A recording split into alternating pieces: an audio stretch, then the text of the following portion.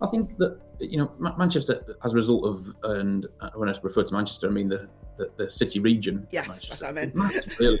It takes in a whole, massively broad demographic of a place, really. And so what you can expect more of, I think, is, it's a business-friendly socialism.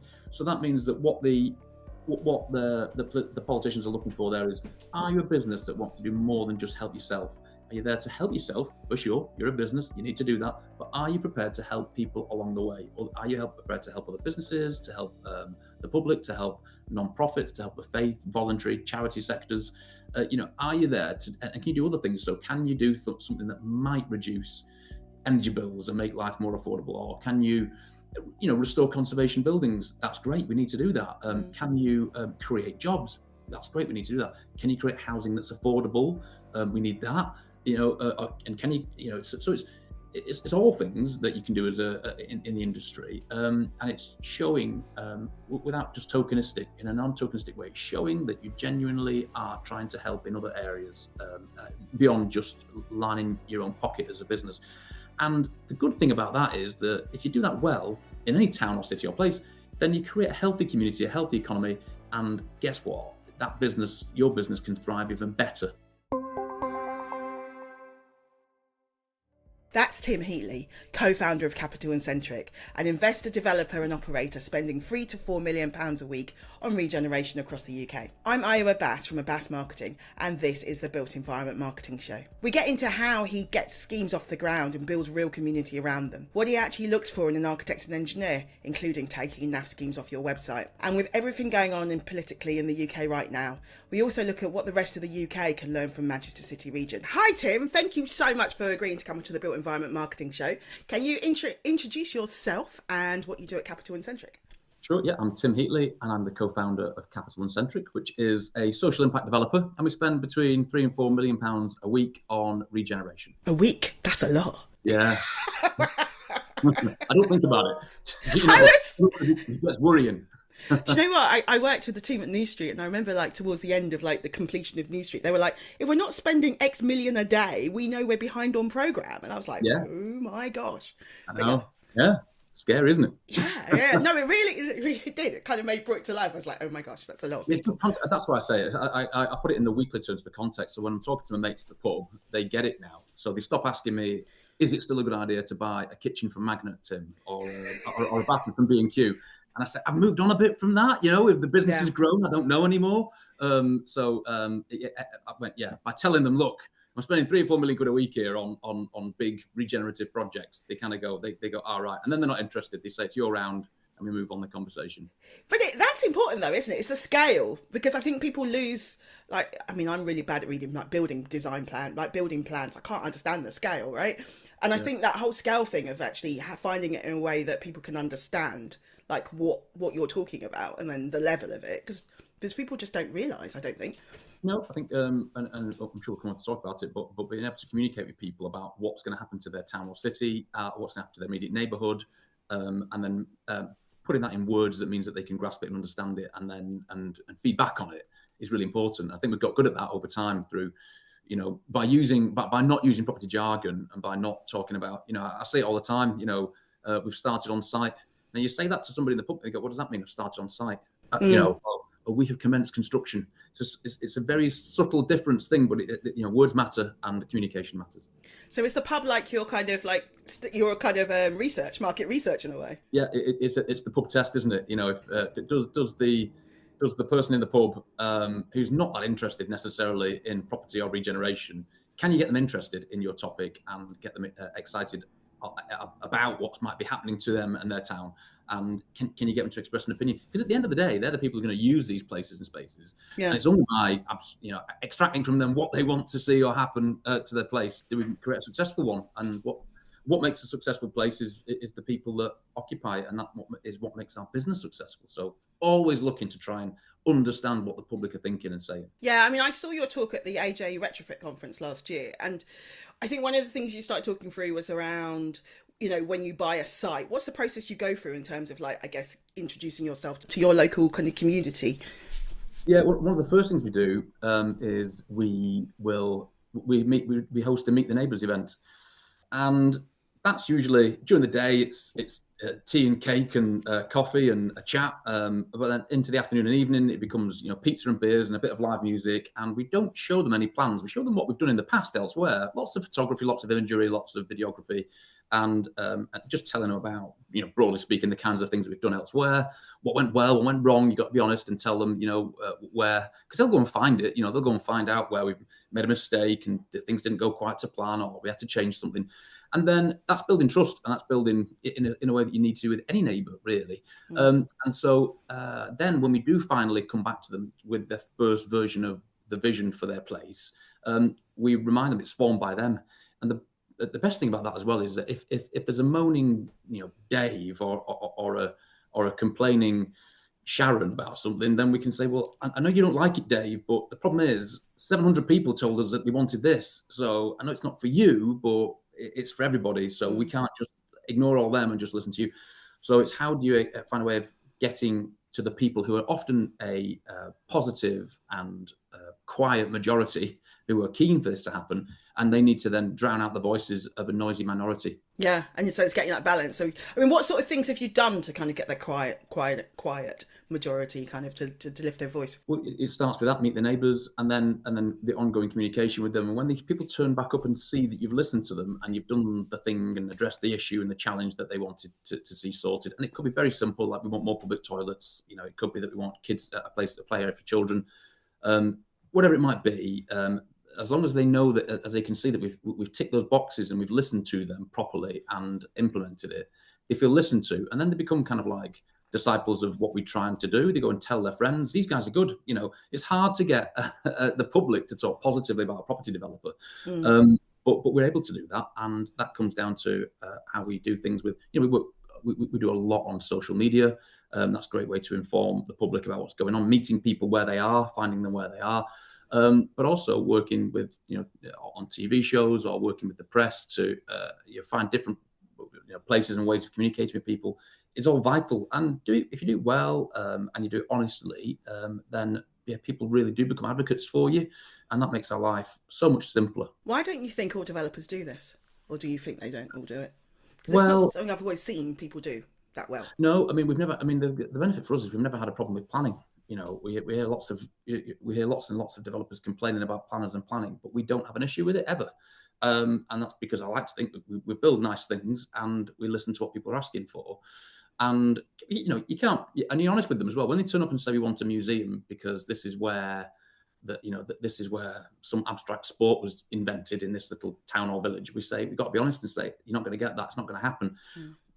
And so I think developers are scared of the public turning up and saying, we don't want it, we hate it, and we're going to form a Facebook group and we're going to campaign against it, and you're not going to get planning permission as a result. But I think that, and that does happen if you don't bring people along with you, and you don't go in at the very start, and you don't start to build a relationship with them. So I would say that it's an old school way as to how it's been done in the past. I'd like to think that there's a new breed of developers coming through that are doing it in a way that is a bit more engaging and a bit more collaborative.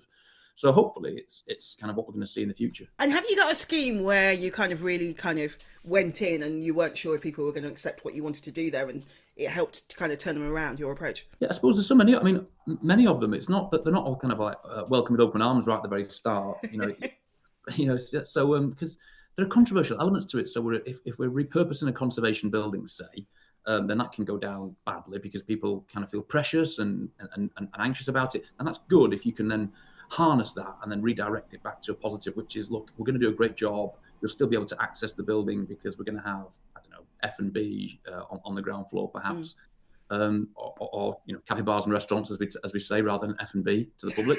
I was going to say. This is a difference in terminology. So there's that. But equally, when we're going to repurpose a building that's kind of can be seen as a monstrosity, such as a former 1960s kind of modernist civic centre built of concrete and almost got vibes, a brutalist vibe coming across, then people are devastated when they hear it's not going to get demolished. So you have to then explain a bit about that and why we're not doing it and how it can look fantastic. And so it's like understanding. For example, we say, look, if you get rid of all the buildings from the 60s, which is what happened with warehouses and red brick mill buildings back in the 1960s, then eventually you'll kick yourselves because you'll wish that you had them available to you again. So it's kind of doing a combination of those things. It's kind of finding out what the issue is, what the concern is, and tackling it head on, and then explaining it to them properly. So you've spoken a lot about kind of communication. So you have a really strong, I'm going to say, personal brand, which you do. You're often on. You do video. You're on TV. Yeah. How has that helped you as kind of, I guess, your business, and also from a kind of personal perspective? It's a blessing and a curse, because when you're meeting, when you're starting a new project and you've got the chief exec of the council or leader of the council, or whether if there's a major headache or a problem on something, it can be a case of, where's Tim? Can we get Tim on this? Or where's Tim on where is he? Almost like there can be people can forget that there's a massive, brilliant, way smarter team that are doing things, making all the good stuff happen. And so that's the curse of it, I suppose. And as we've expanded across the UK, and we're right the way up in the north and right the way on the south coast, then that is harder as well to manage, because you're physically trying to be in more of those places at once. So that's the tough thing. But the benefit has been, the ability of our growth. I think it's not the only reason, but it's certainly it's helped to contribute to our growth. It's helped to contribute to our ability to make progress on things, and that's a few different things. So that means that when we turn up in a new town or place, it's easier for people to find out where and what we've done before.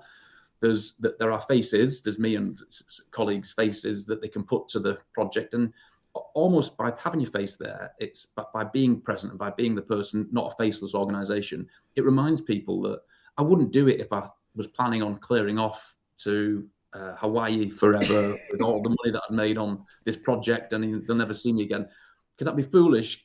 So I think it helps people to be reassured, and the other thing is, the other benefit is, it's like, we're only human. So we're a small, in a way, boutique, independent, whatever you want to.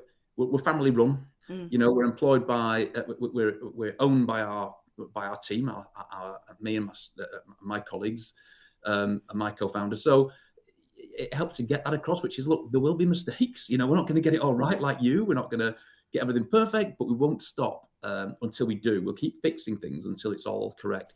So all those things I think really help make a difference. And it's also been good as well for me to encourage colleagues to do the same, to say, why don't you get in front of the camera, and why don't you work on your own personal brand? Because I think people can instantly warm to you. What's really nice is, I'll go into a meeting, I've not met the people before, and they already know things about you, which is great, know things about what you've done, and almost feel an affinity towards you, in a sense that, well, they've already decided at that point, do they like you or not? Because if they've seen so much of you on social or on TV or whatever it might be, that if they've invited you to a meeting, they probably do.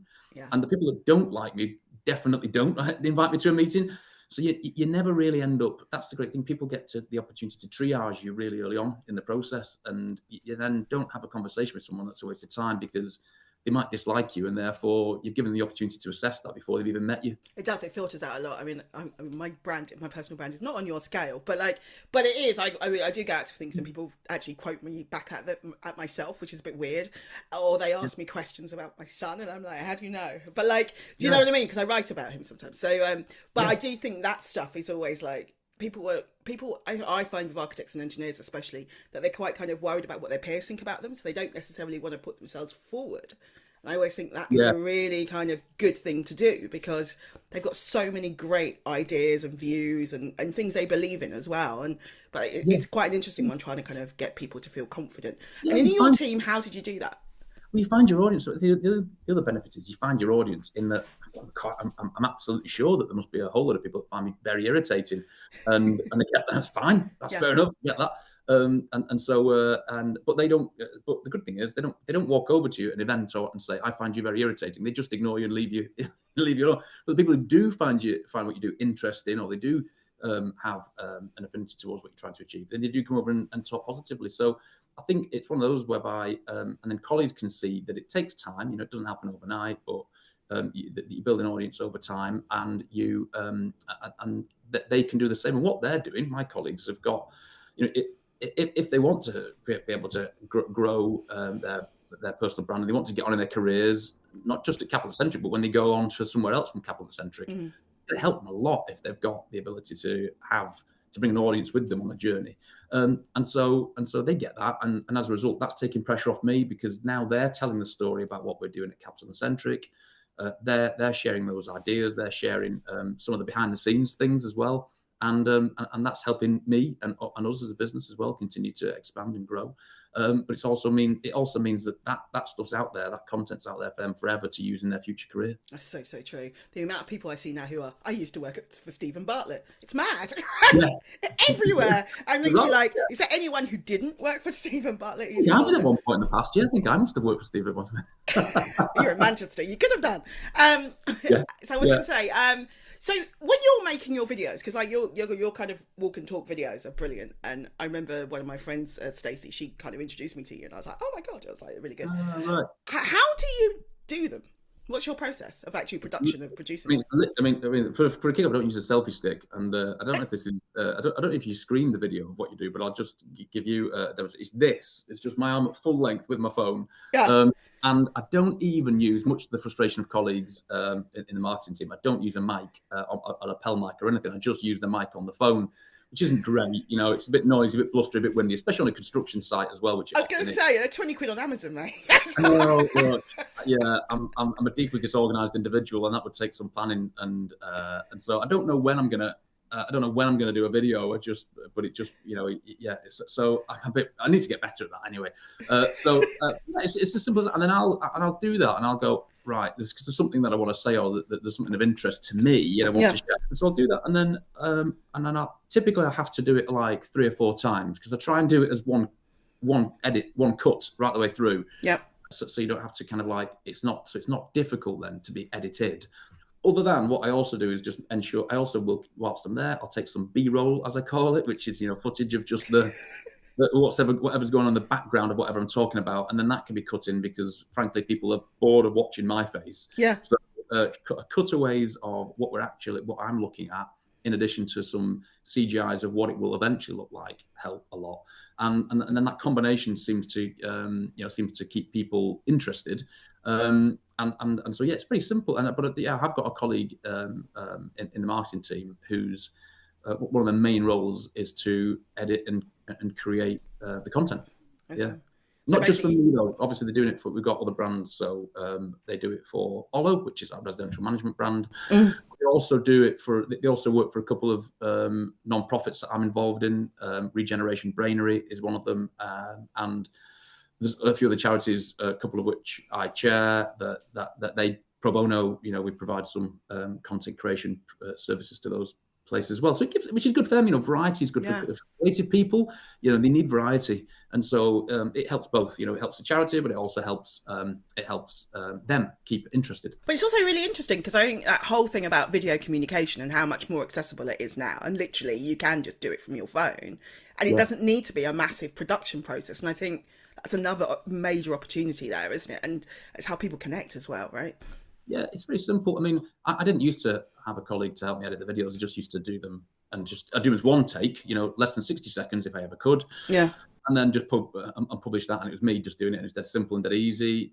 Over time, if you want to evolve and improve the quality of them, there's extra support that I've got there. But keeping it simple and easy, and increasingly, because everybody can be an expert because of we've got access to AI that can help people sound and be expert in many ways. I think the authenticity of having somebody, with their arm stretched out on the phone, saying what they think and believe, and without it being too, over-generated or over-edited or over-contrived, I think helps a lot.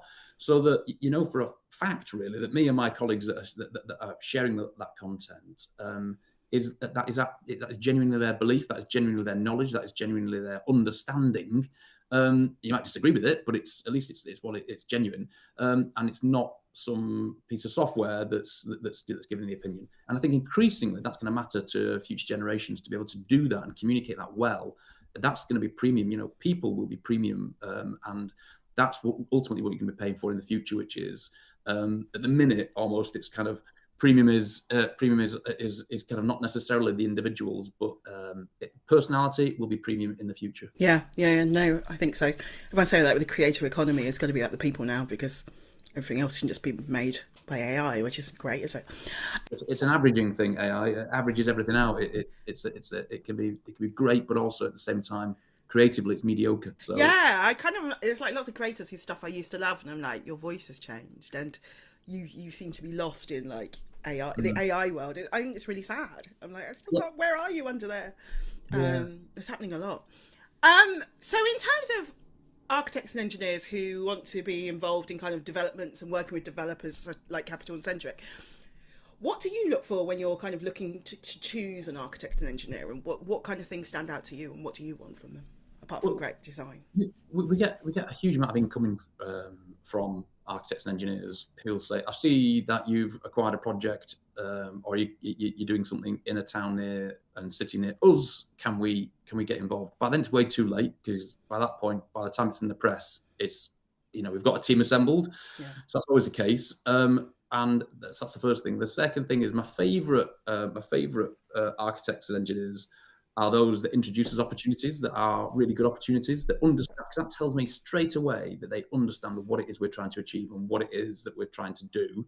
If they say, I know of a project that you would be perfect for, and I know the right people to put you in touch with to make that happen, that's a big tick in a box for us as well. So, rather than just messaging me on LinkedIn, which I get a lot of, and you can imagine just people saying, oh, can I have a job? I think that's just not the right business development strategy for me.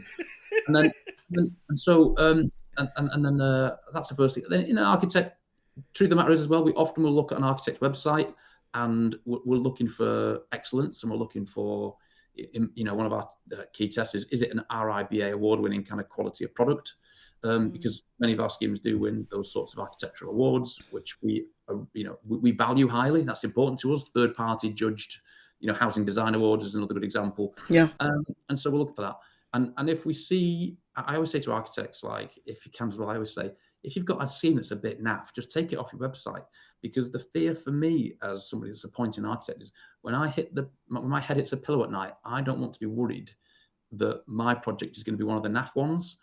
I want the architect to be worrying when their head hits the pillow at night, to be worrying how they make Capital&Centric's project exemplary, because that's one of the key signifiers of our brand is design, excellence. That's helped us grow. That helps us get planning permission. That helps us get more people keen on attracting us to do projects in their city and town.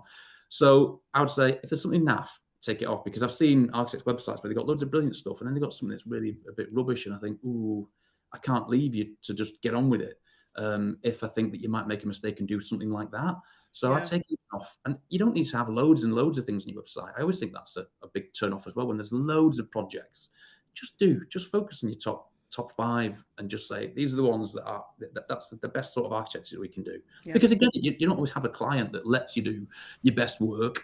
But when you do, then you should really celebrate that and tell people about that and use that as your hook. And then you can say to the client, this is what I'll do for you if you let me do a really good job. Often we talk about showcasing the kind of work where you want to get to. So, the stuff that's going to actually help take your business forward, rather than, because I think sometimes everyone wants to show everything. It's like, no, and then leave you to be the filter, which takes a lot of time. And people just don't have that level of time. No, exactly. So, for example, we have got projects that we did.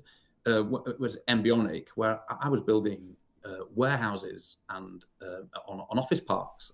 Now, as far as warehouses go, they were BREEAM excellent, and they had architectural. They were miles cooler than the stuff that was around it. But equally, it's not. I don't want to be doing warehouses. I didn't want to be doing warehouses. This is going back to 2007 and 8, and so I was like, I'm not gonna. It's not on the website. The stuff that is going to go on the website is going to be the stuff that I want to be doing more of. And yeah, you're right. Focus on that stuff. So, do you think architects and engineers understand what developers want? Yeah, I think they do. I think some do better than others. I think there's a spectrum of what architects and engineers want. I think that because I suppose it's difficult because developer clients are all so different. So much of what we do is in partnership with the public sector.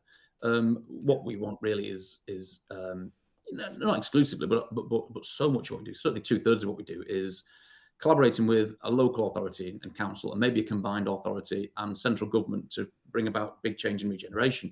And so that's tricky because in a way, the architect or the engineer would need to know the right people at that combined authority or local authority and have a relationship with that individual at the combined authority, say, or the council, to be able to say, you really should be working with Capital&Centric on this.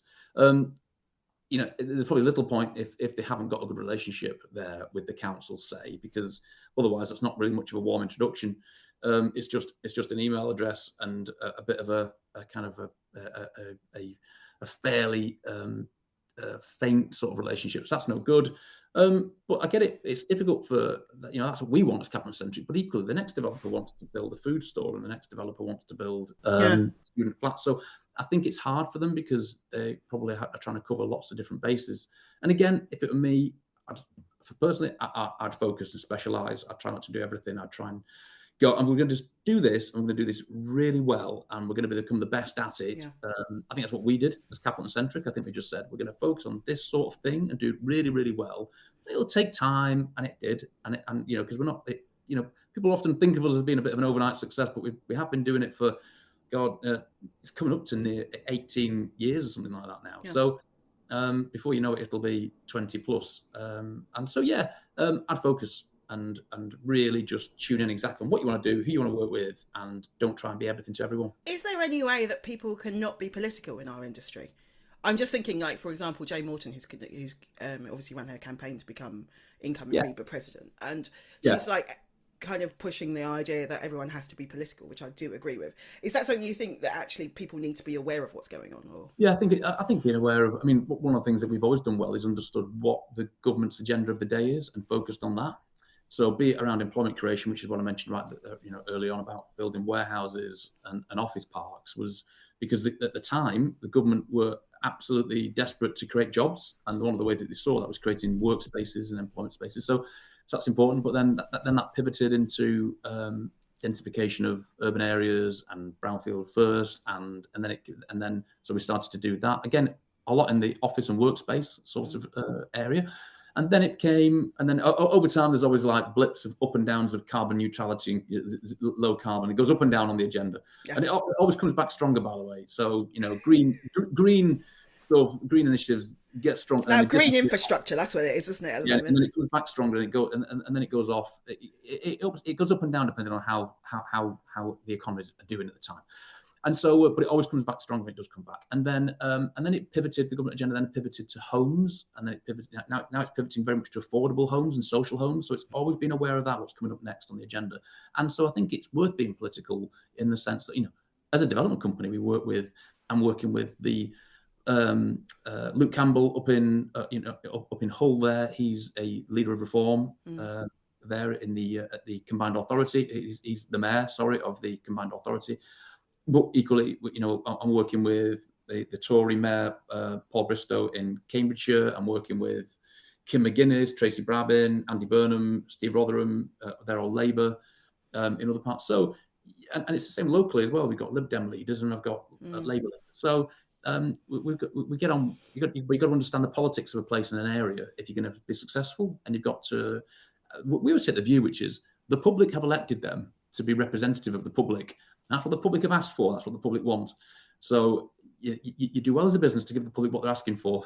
So, and who are you to judge, right? And that's kind of it. Yeah. That's how democracy works. So it's like, right, that's what they've all asked for. That's what they want. That's what representing their views.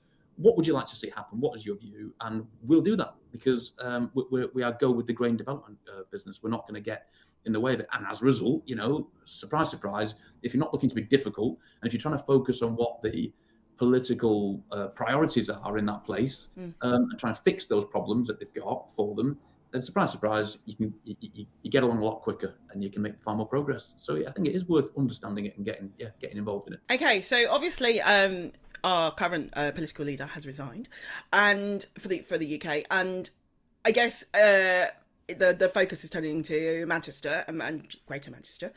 What do you think the rest of the UK can kind of learn from the region? I think that Manchester, as a result of, and when I refer to Manchester, I mean the city region. Yes, Manchester. That's what I meant. Really, it takes in a whole, massively broad demographic of a place, really, and so what you can expect more of, I think, is it's a business-friendly socialism. So that means that what what the politicians are looking for there is, are you a business that wants to do more than just help yourself? Are you there to help yourself? For sure, you're a business, you need to do that. But are you prepared to help people along the way? Or are you prepared to help other businesses, to help the public, to help non-profits, to help the faith, voluntary, charity sectors? Are you there and can you do other things? So can you do something that might reduce energy bills and make life more affordable? Or can you restore conservation buildings? That's great. We need to do that. Can you create jobs? That's great. We need to do that. Can you create housing that's affordable? We need that. And can you, so it's all things that you can do as in the industry, and it's showing without just tokenistic, in a non-tokenistic way, showing that you genuinely are trying to help in other areas beyond just lining your own pocket as a business. And the good thing about that is that if you do that well in any town or city or place, then you create a healthy community, a healthy economy, and guess what? That business, your business, can thrive even better. So in a way, it goes full circle anyway. And I think that's what it is. It's looking at things as a whole and saying, is there a way that we can all benefit from this? And if there's anybody in there that we can weed out that's only looking to help themselves, then we need to just single them out and say, not you, thanks very much. That's kind of the Manchester way. It's been built on that because it's needed to be resourceful. It's needed to be pragmatic about what can happen. And it said, okay, well, I get it that this might not make because of where we are and what we've got available to us, this might not make a massive return for it. Let's say the council's providing some development finance towards the cost of doing something. But the council will say, all right, well, can we get a bit of a park out of it as part of it? Can we get all our money back and a park? So we don't need a big return, but can we get this and that?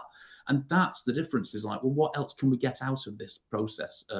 And it's looking at things in a more holistic way. It's looking at social value and outcomes and outputs more than just the financial bit.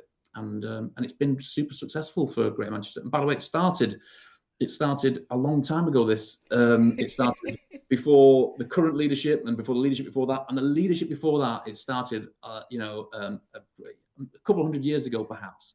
And it's just in the psyche as a result.